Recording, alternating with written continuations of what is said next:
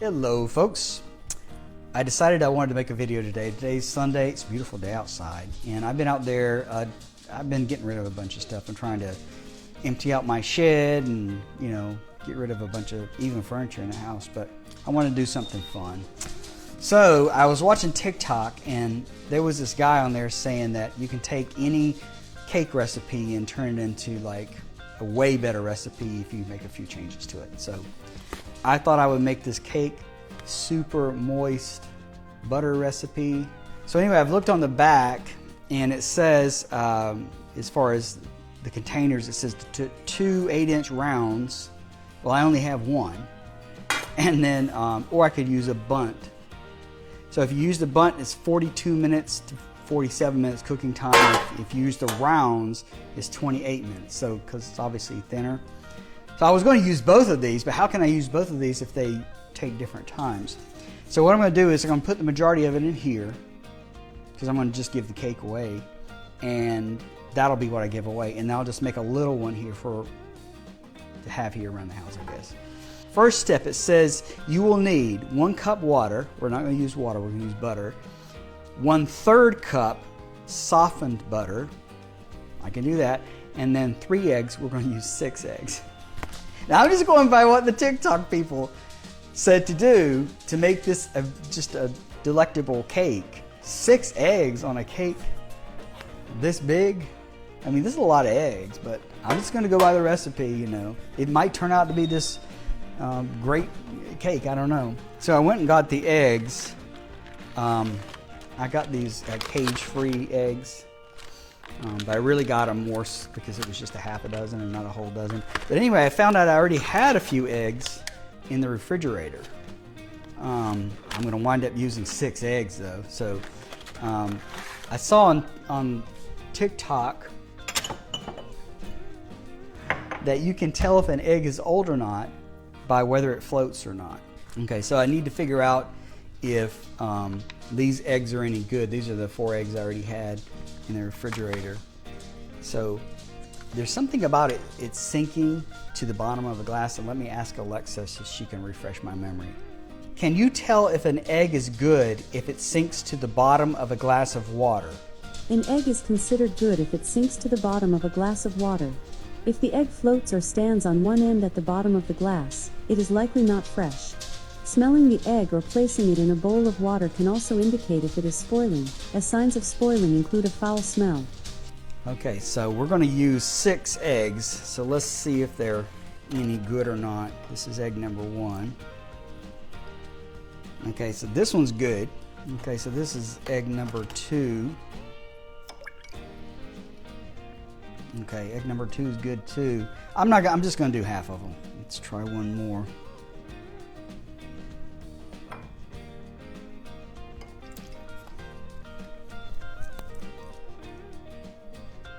Okay, so this one, it is good, but it's kind of not exactly flat, so that means it may be less fresh, according to what she said. But that's fine. I'm gonna smell of it before I use it. Okay, so let's get our eggs out of here. And I hate doing these eggs because I'm always afraid I'm gonna get shell in there. Okay. So we got the eggs out.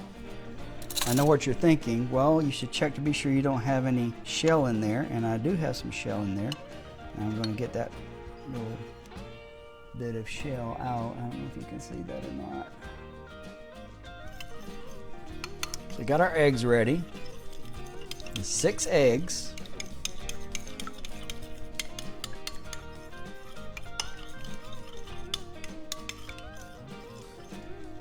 And the recipe calls for a 1/3, what does it say, 1/3 cup butter softened.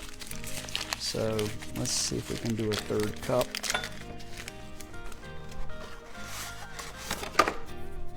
So this is my 1/3 cup softened butter. Yeah, it's softened all right, it's melted. So let's put that in there. And then it says to use 1 cup of water. So instead of water, I'm going to use butter. So what I did is I went to the freezer and I had to get some more butter. So I got some more butter and I've been trying to melt it, but since this was frozen, it just takes longer to melt it. And I'm splashing this all inside the microwave. So I need to, let's just assume that this will be enough after this is melted. So here we go with the cake mix. Basically probably just flour and sugar. I haven't looked at the ingredients, but that's what cake mixes tend to be. Just get that moving a little bit before I put the mixer in there. So I'll make less of a mess. You know how it is.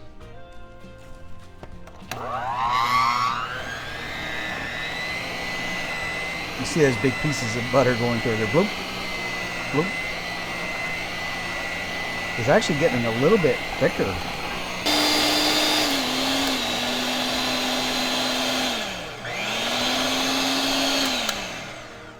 Tell me a joke. What's black and white and dead all over? Beetlejuice.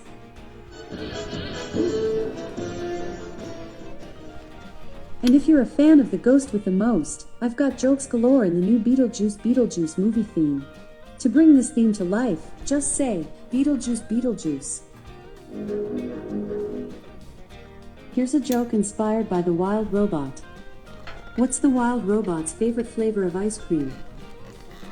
Mint microchip. And if you're a fan of robots, try out the Wild Robot theme to decorate your day with the sights and sounds from the new movie.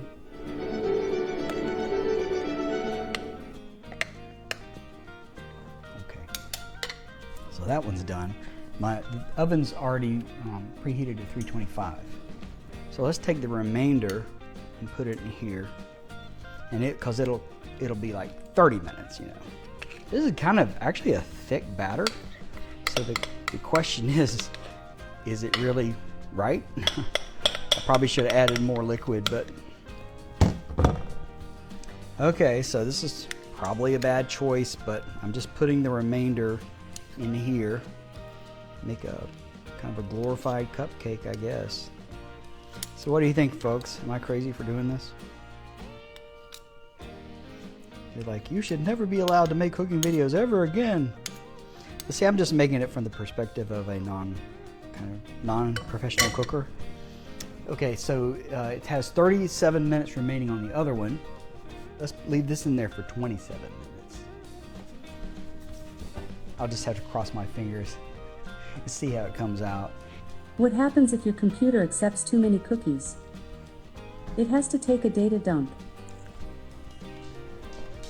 I thought she was going to say a diet.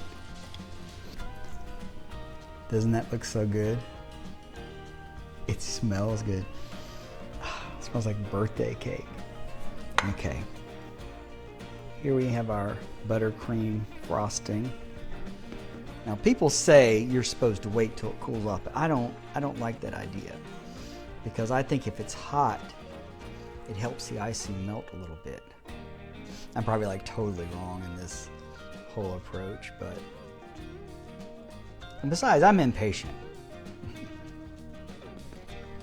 I don't want to use too much of this frosting because I don't know how much I'm going to need for the other one. So let's cut myself a little piece here for testing purposes.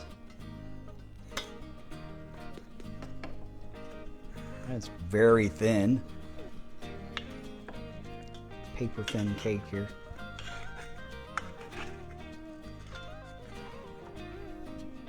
That's how thin it is. All these eggs and all that butter, it should be good.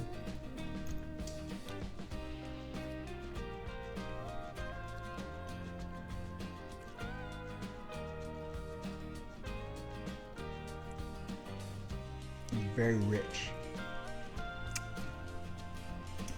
Very rich. I mean, it's good and everything. It's just very rich. That's what it looks like.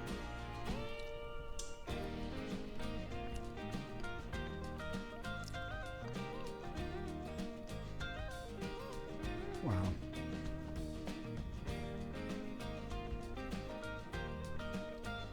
It's very rich. It's good. Don't get me wrong. It almost reminds me of a croissant. Very buttery.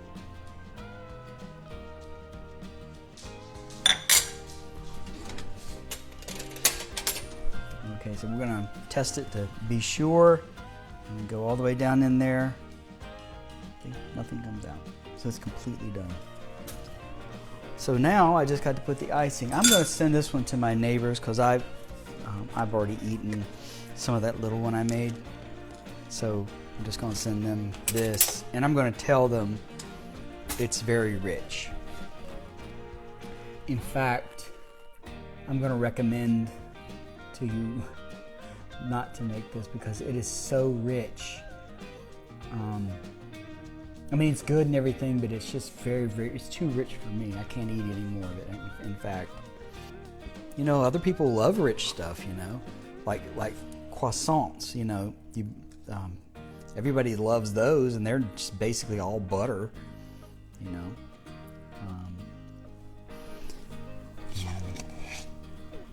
This is a kind of an experimental cake, a little bit. But I mean, when you think about baking, isn't it all about eggs and butter?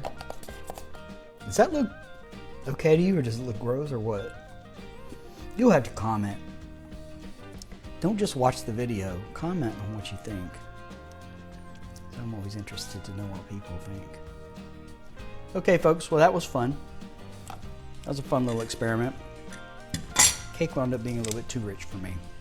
But you might like it, who knows? All right, thanks for joining me. Catch you next time.